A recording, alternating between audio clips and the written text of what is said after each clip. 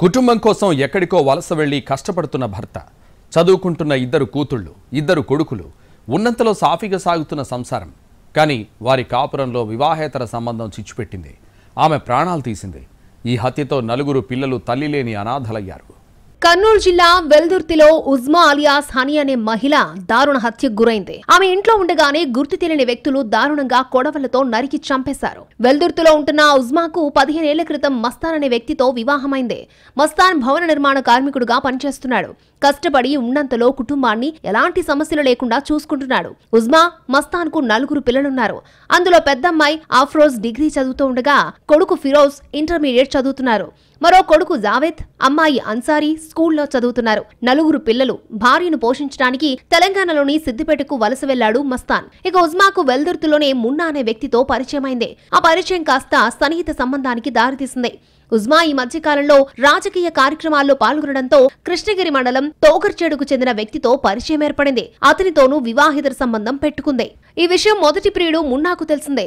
అతను ఉజ్మా కుటుంబం కోసం బాగా ఖర్చు చేసినట్లు సమాచారం. అయితే తనతో పాటు మరో వ్యక్తి కూడా క్లోజ్ గా ఉండడాన్ని మున్నా జీర్ణించుకోలేకపోయాడు. దీంతో ఆమెపై కక్ష పెంచుకున్నాడు. ఈ విషయంలో ఇద్దరి మధ్య వాగ్వాదం జరిగింది. పలుమార్లు ఘర్షణలకు దారితీసింది. మున్నాకు ఉజ్మా రెండో ప్రియుడికి మధ్య కూడా పలుమార్లు ఘర్షణ జరిగిందని తెలుస్తోంది.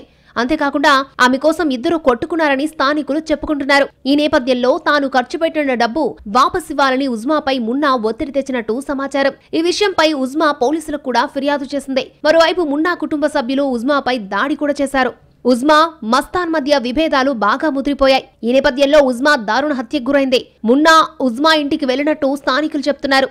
ఆ తర్వాత ఉజ్మా పెద్ద కుమార్తె ఇంటికి వెళ్లేసరికి తలుపుకు తాళం వేసింది. ఎక్కడికైనా వెళ్లిందేమో అని బయట వేచి చూస్తూ ఉండగానే చిన్న కుమార్తె కూడా వచ్చింది. ఉజ్మా చెప్పులు బయటే ఉండడం, తలుపుకు తాళం వేసి ఉండడంతో పిల్లలకు డౌట్ వచ్చి కాలనీ వారి సాయంతో తలుపులను పగలగొట్టి లోపలికి వెళ్లి చూస్తే రక్తపు మడుగులో పడి ఉంది ఉజ్మా. పక్కనే ఆమెను హత్య చేయడానికి ఉపయోగించిన కొడవలి కూడా పడుంది. ఇద్దరి మధ్య ఘర్షణ జరిగినట్టు ఆ పరిసరాలు చూస్తే అర్థమవుతుంది.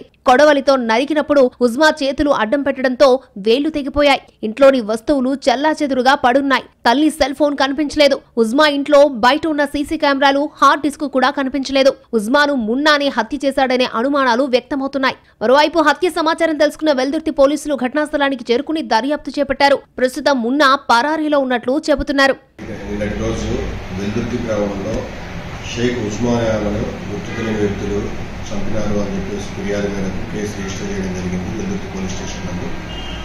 దాని మీద ఎవరు ఏమనేసి దర్యాప్తు కొనసాగుతూ ఉంది.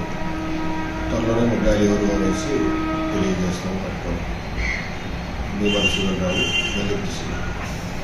ఇద్దరితో వివాహితర సంబంధం ఉజ్మా ప్రాణాల మీదకు తెచ్చింది. మరోవైపు 4 పిల్లలు తల్లి లేని అనాథులుగా మిగిలిపోయారు. అటు కుటుంబంలోనూ విషాదం నెలకొంది.